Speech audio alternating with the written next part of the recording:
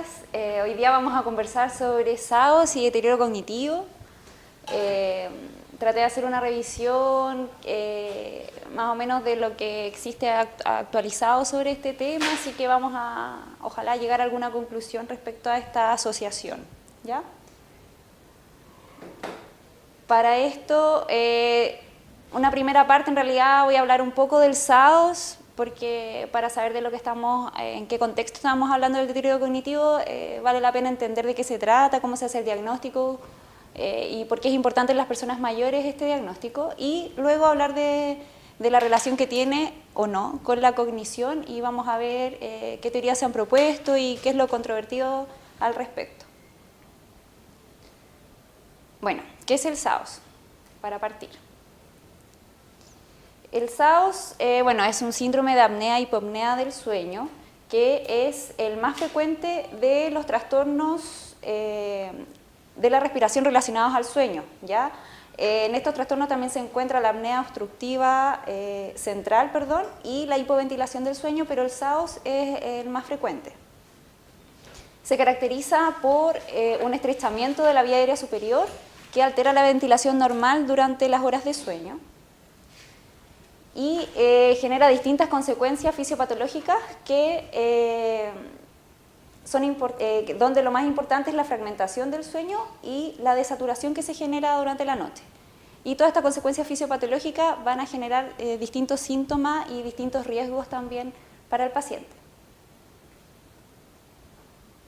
En cuanto a los datos epidemiológicos, hay una prevalencia que es bastante variable en el mundo porque se han utilizado distintas definiciones. Hace poco hay una guía clínica donde se ha llegado ya como a un consenso en la definición, pero todos los datos para atrás en realidad son muy distintos, ¿ya? Se estima que alrededor de un 14% de los hombres presenta un SAOS y un 5% de las mujeres, aunque hay series en Estados Unidos donde en los hombres puede llegar hasta un 30% y en las mujeres hasta un 15%, donde lo han relacionado este aumento con el aumento de la obesidad. Y también se han identificado diferencias étnicas, por ejemplo en las personas asiáticas, por un tema craneofacial, también tendrían mayor prevalencia de SAOS, también en la raza negra y en los hispánicos.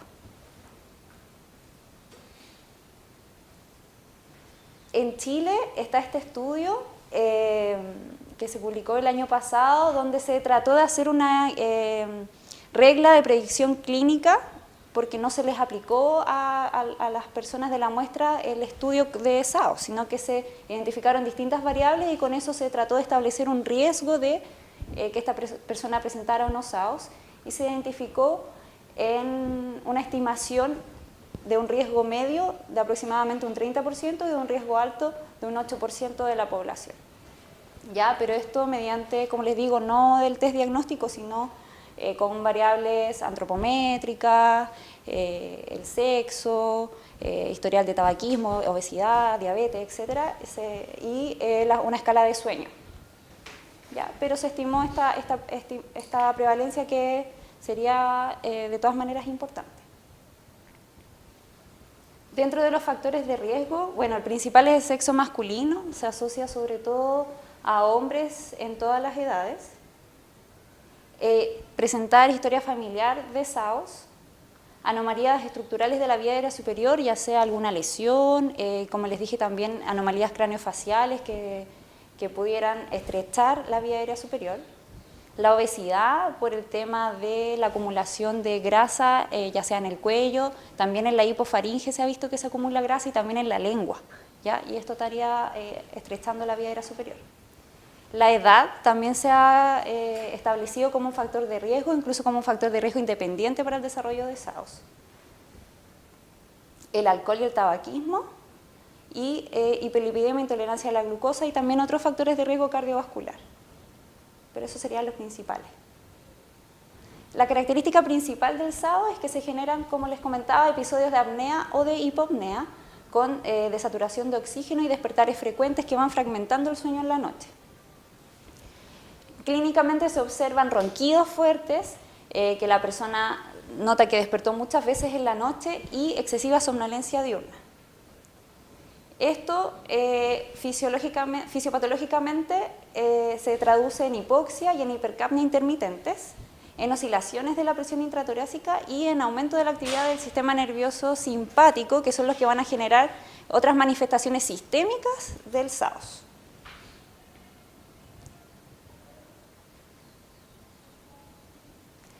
Fisiopatológicamente se describen 4 procesos que llevan a la obstrucción de la vía aérea superior. Primero, un aumento de la colapsabilidad de la vía aérea superior, una inestabilidad del sistema de control de la ventilación general, un umbral de activación alterado ante la hipoxia y la hipercapnia y una respuesta refleja de los músculos dilatadores de la vía aérea superior que estaría alterada. Estos 4 mecanismos pueden interrelacionarse, pueden estar presentes uno sobre otro en algún paciente, pero son las 4 formas en que la vía aérea superior se obstruye, ¿ya?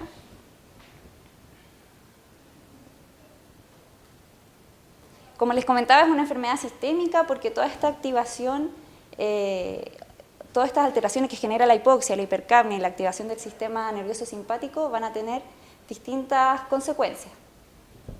Puede manifestarse por una dificultad para el control de la hipertensión, puede exacerbar una enfermedad coronaria, puede ser un factor de riesgo para generar arritmias o para empeorar una insuficiencia cardíaca o una diabetes. Va a generar alteraciones en el nivel de vigilia que se manifiestan principalmente en alteraciones en la concentración, en las funciones sociales y cognitivas que van alterando finalmente la calidad de vida. Incluso se ha estudiado que las personas con SAOS tienen 3 veces más riesgo de tener un accidente de tránsito.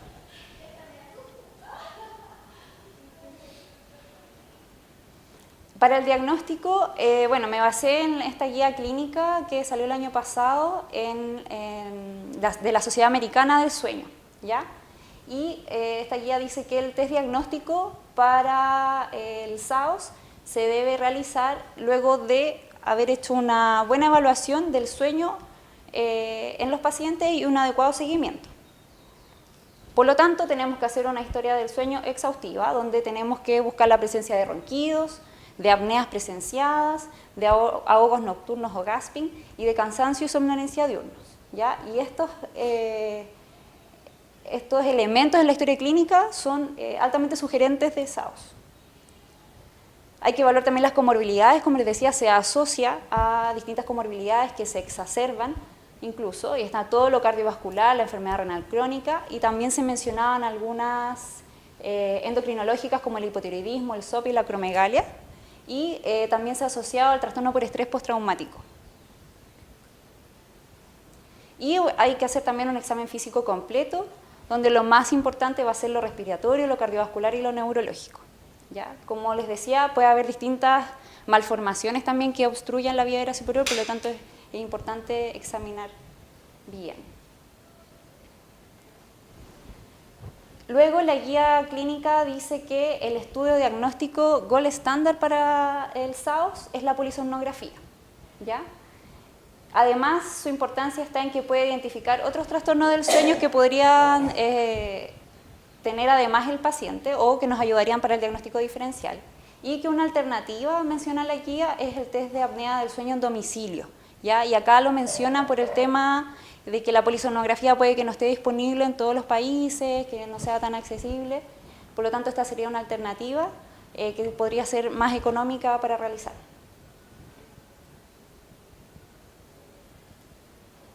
La polisomnografía, entonces, ¿qué es lo que va a medir y qué es lo que nos interesa a nosotros para el diagnóstico del SAOS? Es el índice de apneas e hipoapneas, que son los eventos respiratorios obstructivos, ¿ya?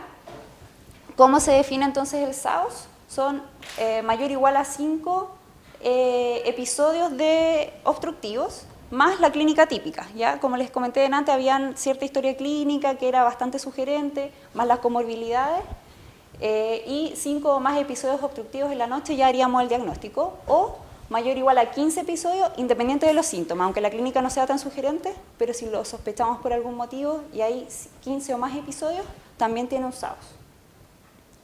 Y las hipopneas se definen, no llegan a ser apneas completas, que es el cese por 10 segundos de la respiración, son menos de 10 segundos, pero se tienen que acompañar de un 3% de desaturación o un despertar, y esa es una hipopnea. No cumple los 10 segundos de la apnea, pero se acompaña de desaturación. Y acá nosotros vamos a poder clasificar el SAOS, ¿ya? Y se clasifica en leve, moderado, severo. Leve va a ser entre 5 a 15 eventos obstructivos por hora, moderado entre 15 a 30 eventos por hora y severo es más de 30 o que haya tenido una saturación bajo el 90% por más del 20% total del tiempo de sueño. ¿Ya? Ese sería un SAOS severo. Y lógicamente la clínica tiende a ser más severa a medida que es más severo el SAOS.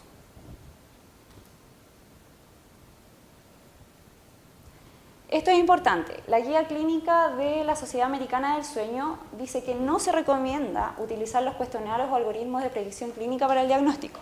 ¿Ya? Esta evaluación que les mostré en el estudio chileno en realidad no se recomienda como diagnóstico. Y no serían necesarios para establecer la necesidad de realizar una polisomnografía. Basta la historia clínica, la comorbilidad que nos orienta y el test o cuestionario, algoritmo, no sería necesario. Y esto es una recomendación con evidencia de calidad moderada y de tipo fuerte. O sea, Chávez y Cuba. Sí. Y acá está el cuestionario de Berlín, que para un índice de apnea y hipopnea mayor o igual a 5, que es diagnóstico de SAOS, tiene una sensibilidad de un 76% y una especificidad de un 45%. O sea, tiene un mal rendimiento. Y la escala de Edwards, para lo mismo, también se vio que tenía un gran número de falsos positivos y una sensibilidad que iba desde entre un 27 hasta un 72% y una especificidad entre un 50 o 76%. ¿Ya? De todas maneras, ellos decían que para estudios clínicos o en clínicas del sueño lo realizaban, pero como para tener un antecedente más, pero que para el diagnóstico habitual clínico de nosotros no funcionaba, no servía.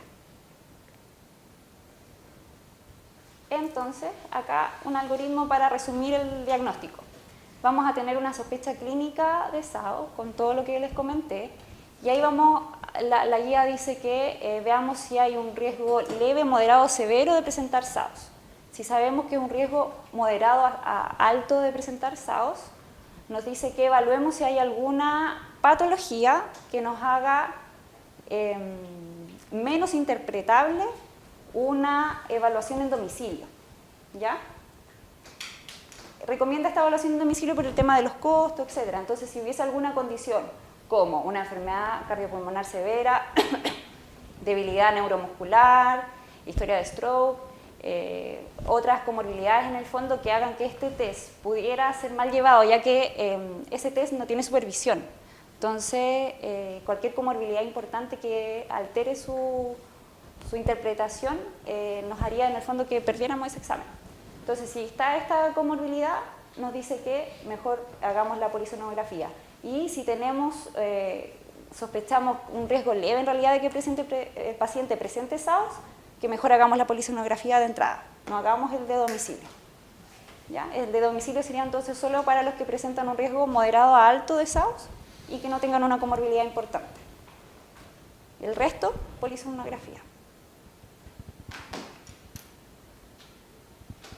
Y luego de eso, si nos da un resultado positivo, hacemos el diagnóstico y empezamos el tratamiento del SAOS. Y si nos da un resultado negativo, ahí depende. Si lo hicimos con el test de domicilio, habría que hacer la polisomnografía. Y si incluso la polisomnografía nos dio negativa y tenemos una alta sospecha, recomienda que hagamos una nueva polisomnografía. ¿Ya? Luego de eso, evaluar, si es que vuelve a salir negativa, evaluar diagnóstico alternativo. ¿Ya? Ahora, en las personas mayores, ¿por qué es importante el tema del SAOS? En algunas cohortes se identificó que hasta un 50% de las personas mayores asintomáticas tenían índices de apnea y hipopnea mayor a 13. ¿Ya? Y en análisis multivariados, como les comentaba hace un rato, la edad se comportó como un factor de riesgo independiente para presentar SAOS. ¿Ya? Además, en estudios ya de laboratorio en realidad, se ha estudiado el tema de la colapsabilidad de la vía aérea, toda esta fisiopatología para que la vía aérea se obstruya, y se vio que en las personas mayores tiende a mayor colapsabilidad y en alteraciones del control de la ventilación, es decir, la respuesta a la hipoxia, a la hipercapnia estaría más bien alterada. Y hay una disminución también para el umbral de los despertares nocturnos, o sea, son más frecuentes. Por lo tanto, están ante un mayor riesgo de presentar SAOS. y por lo tanto la clínica es más bien atípica, ¿ya? Los ronquidos fuertes pueden ser menos frecuentes y se van a manifestar por otras alteraciones no clásicas, ya puede haber nicturia, trastornos de la marcha, agitación, hasta delirium. El tema de la fragmentación del sueño, levantarse en la noche, puede ser que eso en realidad nos oriente a pensar en un SAO, también la comorbilidad cardiovascular empeorada, y no lo clásico, el obeso que ronca, ¿ya? Puede ser distinto. Incluso se mencionaba que hacia la edad de los 70 años se tendían a igualar la prevalencia entre hombre y mujer, que era más frecuente en las mujeres que en el resto de la edad. Bueno, ahora, ¿cuál es la relación con la cognición? Como les mencionaba, se asocia a somnolencia diurna, alteración de la calidad de vida y alteración de la concentración, y esto se ha estudiado porque se ha evaluado en realidad el riesgo de que presenten deterioro cognitivo o demencia a futuro. Se ha investigado, como les decía, y los dominios más frecuentes afectados han sido la atención y la memoria y las funciones ejecutivas, ¿ya? Y en distintos estudios se han identificado que hay cambios en el flujo sanguíneo cerebral, que hay alteraciones neuronales por la hipoxia y que llevarían finalmente a neurodegeneración. ¿Ya? Esta tabla en realidad es para mostrar esta revisión que se hizo. Buscó todos los estudios, digamos, y encontraron varios estudios donde se mostraba daño en lóbulos frontales y también daño, estos otros estudios encontraron daño en muchas más zonas, ¿ya? En el hipocampo, en los ganglios basales, en cerebelo, ¿ya? Y esto más que nada por imágenes. Entonces se ha visto pérdida de sustancia gris en corteza frontal, en temporoparietal, occipital, en el hipocampo, en cerebelo y ganglios de la base, ¿ya? Y esto, como sabemos, tiene relación con la memoria, tiene relación con las funciones ejecutivas, la corteza frontal, ¿cierto? Y en el control también de los reflejos y los movimientos, ¿ya? Hasta el cerebelo, ganglios de la base. Y en neuroimágenes, como les decía, se ha observado también signos de enfermedad de pequeño vaso en sustancia blanca, o sea, habría también toda una disregulación de los vasos, o sea, bueno, ahora se los voy a mencionar, pero ya habría un tema del, como les dije, del flujo sanguíneo, y eso también llevaría a alteraciones de la sustancia blanca. En una cohorte de mujeres se observó que la presencia de SAOS moderados se asoció a mayor frecuencia de deterioro cognitivo y demencia. En otra cohorte de pacientes con demencia, tipo Alzheimer en forma retrospectiva, se observó que el SAOS está asociado con una aparición más precoz de deterioro cognitivo, ¿ya? Pero todo esto son análisis en realidad retrospectivos. Y en un estudio de caso control se observó asociación de quejas cognitivas subjetivas y deterioro de la calidad de vida versus los roncadores primarios y sanos. O sea, se hizo controles de pacientes con SAOS y roncadores primarios que no tenían SAOS y personas sanas. Y en los con SAOS había más quejas cognitivas subjetivas y deterioro de la calidad de vida. Las quejas cognitivas subjetivas se mencionan porque son quejas cognitivas que no se logran establecer en test neuropsicológicos, es decir, que la persona refiere que tiene alteración de la atención, de la concentración, pero que no se observa en el test.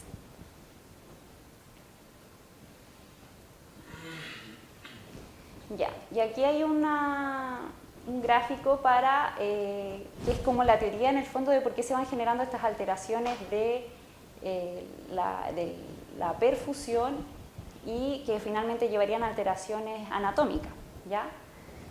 La apnea obstructiva del sueño, como mencionábamos, lleva a fragmentación del sueño porque hay despertares frecuentes y hay hipoxia intermitente, ¿ya? Y esto estaría generando alteraciones a nivel mitocondrial, que generaría inflamación, estrés oxidativo, mayor actividad simpática, menor reactividad vasomotora y aumento de la coagulación, ¿ya? Y esto llevaría a alteración de la microvasculatura y en el cerebro, ¿ya? Y se generaría hipoperfusión de los pequeños vasos, donde, como les decía, generaría lesiones de la sustancia blanca y de la sustancia gris. Generaría disfunción endotelial, que va a contribuir a lo mismo, y neuroinflamación, que estaría empeorada también por alteraciones de la barrera hematoencefálica, que permitiría entonces mayor acceso de noxas al cerebro, ¿ya?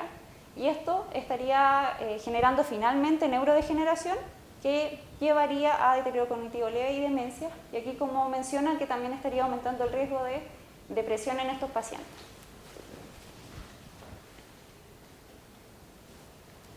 Y los territorios más susceptibles a la hipoxemia son los lóbulos frontales y prefrontales, los ganglios de la base y el hipocampo, que son todas las regiones que vimos que en muchos estudios vieron que había menor densidad.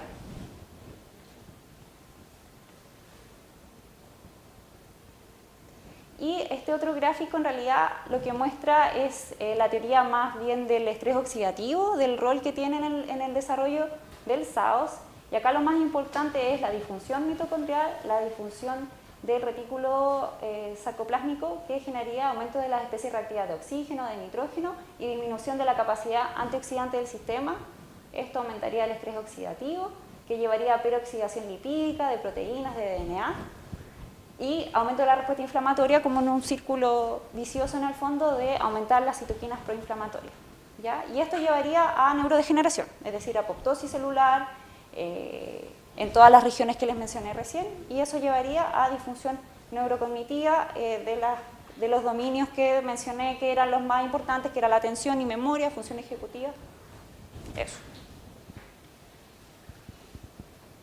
Sin embargo, en los estudios clínicos no se ha logrado correlacionar toda esta teoría anátomo-funcional con la afectación cognitiva, o sea, se han visto menos densidad, ¿cierto?, en esa zona, hay toda una teoría del estrés oxidativo, la inflamación, etcétera, pero cuando vamos a medir los test neuropsicológicos, la respuesta que hay al tratamiento, parece no haber tanta correlación. En evaluaciones neuropsicológicas se ha observado que son alteraciones más bien leves, ¿ya? Pese a toda esta afectación, pese a toda esta neurodegeneración, las alteraciones no son tan importantes, ¿ya? Y tampoco se afectan otros dominios. Que si uno piensa que hay una hipoxia crónica, la afectación ya debiera ser más generalizada. Entonces, eso en realidad no se ha visto, ¿ya? Hay un contraste también entre la afectación metabólica y el deterioro cognitivo solo leve. Las manifestaciones cardiovasculares, el empeoramiento, eso es mucho más evidente y mucho más grosero, por decirlo así, que la afectación cognitiva.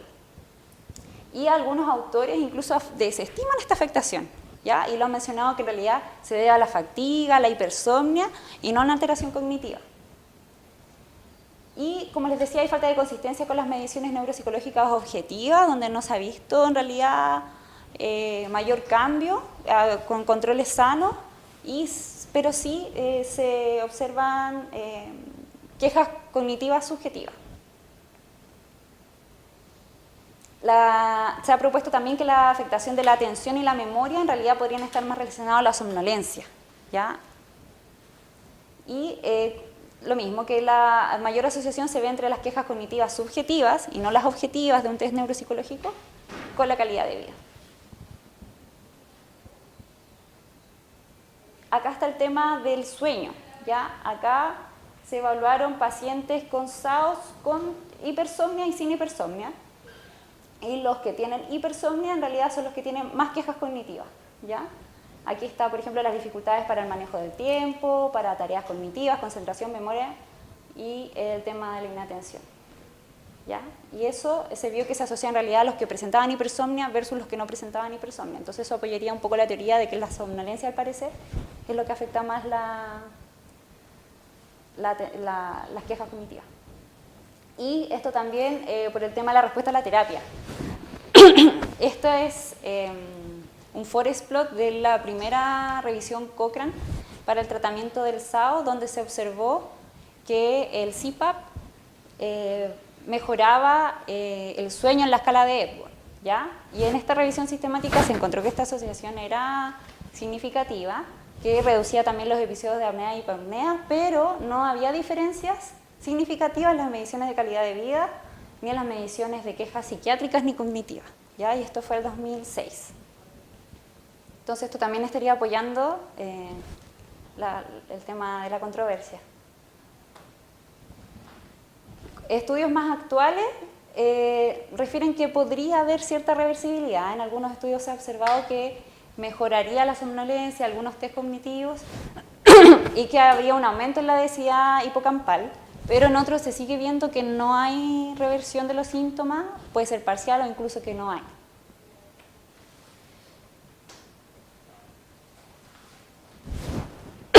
Y este es un estudio que se hizo en personas mayores del efecto del tratamiento con CPAP en personas mayores de 70 años. ¿Ya? Es un estudio multicéntrico que se hizo en España, justamente para evaluar la eficacia del tratamiento en las personas mayores, que en realidad en todos los estudios que se incluyen en esas revisiones sistemáticas, etcétera, en realidad no están muy representados. En general son en personas hasta 60 años.